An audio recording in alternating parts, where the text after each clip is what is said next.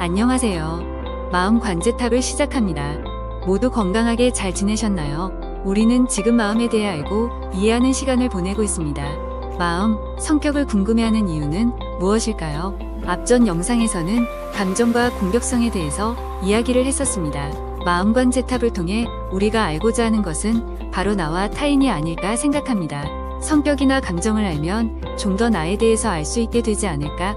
나를 아는 것은 중요한 것이며 나를 알면 대인관계도 향상될까요? 네, 향상될 수 있습니다. 아니, 대인관계가 쉬워집니다. 우리는 대부분의 삶을 타인과의 관계 즉 인간관계를 통해서 생활해 나가고 있습니다. 직장에도 사람이 있고 학교에도 사람이 있고 집에도 사람이 있죠. 어쩜 그건 너무나도 당연한 일입니다. 그런데 왜 우리는 그런 타인을 통해 행복감을 느끼기도 또는 지독한 외로움을 느끼거나 고통을 받게 될까요? 아마 우리에겐 감정이나 마음이 존재하기 때문이겠죠. 그렇다면 감정과 마음이 보인다면 대부분의 인간관계가 어렵지 않게 해소될 수 혹은 형성될 수 있지 않을까요? 그럼 타인과 나를 통해 어렵고 힘들지 않게 보내기 위해 자존감을 이야기하기에 앞서 오늘은 자아, 즉 셀프가 무엇인가에 대해 이야기해 보도록 하겠습니다. 영어로 셀프, 즉 나 혹은 자신을 지칭하는 단어입니다.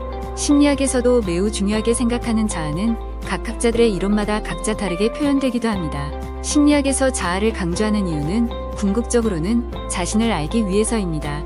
자신을 안다는 건 결국 나라는 안경을 통해 바라보는 타인을 이해하기 위한 기초작업과도 같은 것입니다. 그럼 우선 심리학자 3명을 통해서 이 자아라는 셀프라는 개념에 대해서 알아보도록 하겠습니다.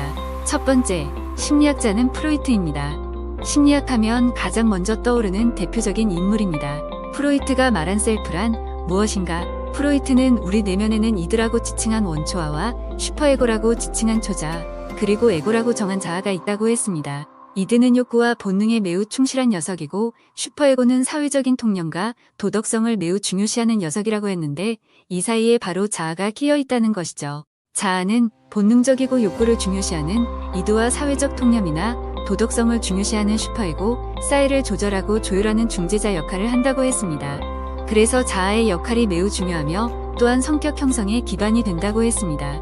즉, 프로이트가 말한 자아는 본능과 사회적 혹은 도덕적 잣대를 왔다리 갔다리 하면서 내가 건강하게 삶을 살 수 있도록 중재하는 내념의 기제라고 말했죠. 물론 자아가 너무 압박을 많이 받으면 방어기제를 사용하기도 합니다. 사실 대부분 그렇죠. 하지만 자아가 강한 사람은 방어기제를 긍정적이게 사용할 수 있고 병리적인 방어를 사용하지 않기 때문에 병리적인 삶을 살아가지 않죠. 그래서 자아, 셀프의 역할이 매우 중요하다는 것이겠죠. 바로 두 번째 심리학자는 칼 구스타프 융이입니다. 분석 심리학으로 유명하고요. 분석 심리학은 오늘날 MBTI 검사의 원형이 되었죠. 융은 셀프를 아주 재미있게 말한 학자입니다. 융이 말한 내면에는 아주 다양한 원형들이 존재합니다. 개인 무의식도 있고 집단 무의식도 있습니다. 인간의 내면이라는 바다에는 아니마, 아니무스, 페르조나, 쇄도 같은 여러 가지 원형들이 둥둥 떠다니는데 그 중심에 있는 것이 바로 셀프, 즉 자아라는 것이죠. 자아는 내면 세계와 무의식의 세계를 연결해주는 하나의 다리 역할을 하는데요. 이러한 자아가 약하면 어떻게 될까요? 그렇죠. 다리가 끊기면 우리가 건너갈 수가 없듯이 융도 셀프가 약한 사람은 무의식과 내면의 세계의 연결이 불안정하고 삶을 건강하게 살아갈 수 없어 각종 병리적인 증상, 악몽, 우울, 공황, 환상, 환청을 듣기도 한다고 했습니다. 역시 융도 셀프의 중요성을 강조했네요. 그럼 마지막으로 에릭슨이 말한 셀프에 대해서 설명해 볼게요. 에릭슨은 기존 학자들과 달리 셀프를 딱 이런 거야 라고 정리하기보다는 셀프, 자아는 어느 곳에 박혀있거나 고정된 것이 아닌 전생애를 걸쳐서 발달하는 하나의 유기체적으로 설명하고 있어요. 다시 말해 자아라는 것은 뭐라고 특정 짓기 힘들고 전생애를 걸쳐 성장하며 이러한 과정들은 8단계로 나누어진다 라고 설명했죠. 하지만 매 시기마다 해결해야 하는 발달 과제들을 정해뒀어요. 유아기 때는 신뢰 vs 불신의 청소년 시기에는 자아 정체성 vs 역할함이, 중년기를 지나면 생산성 vs 침체성처럼 우리는 삶의 선상에서 자아가 해야 할 역할들이 있으며 이러한 것을 건강하게 발달시켜야 된다 라고 정의했네요. 이러한 성격의 발달이 8단계까지 있다고 강조한 것을 보면 역시 자아를 중요시했다는 것을 알 수 있습니다.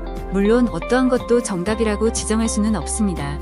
하지만 분명한 건 자아라는 것은 나의 내면에 존재하는 우리 스스로가 의식을 하든 하지 못하든 자연스럽게 성정하면서 나로 정의되는 하나의 뼈대 같은 것이 아닐까라고 희미하게나마 생각할 수 있겠습니다. 안나님, 자아를 아는 것이 왜 중요할까요?